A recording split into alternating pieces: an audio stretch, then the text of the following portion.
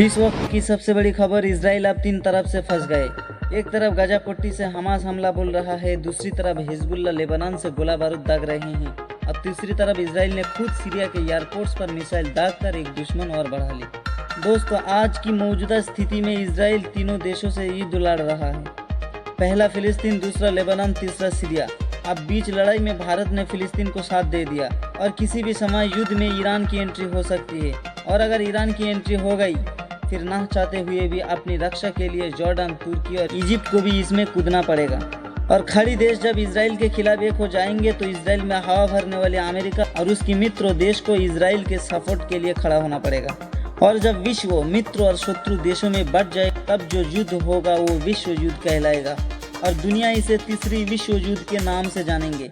दोस्तों, लोग कहते हैं कि इजराइल बड़ा दूध का धुला हुआ है, तो ऐसा बिल्कुल भी नहीं है। इजराइल की नीति को आप देखोगे तो हमेशा से बिस्तरबदी रहा है। पहले भड़काओ, उस्काओ, फिलिस्तीन को डराओ, धमकाओ, उसके बाद अगर फिलिस्तीन रिएक्ट करे तो उन पर हमला बोलकर उनकी ज़मीन को हड़प लो।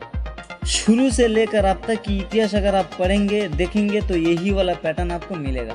दोस्तों, आप सीरिया को ही देख लीजिए। इजराइल के खिलाफ वो तो युद्ध नहीं लड़ रहा था, लेकिन इजराइल ने क्या किया?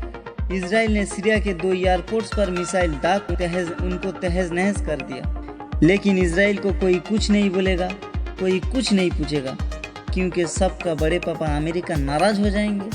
दोस्तों, हम यहाँ किसी आतंकवादी को सपोर्ट करने के लिए नहीं आए हैं, लेकिन आतंकवाद के नाम पर इजराइल जो कर रहा है, आप इसे क्या बोलेंगे? आप इसे क्या समझेंगे?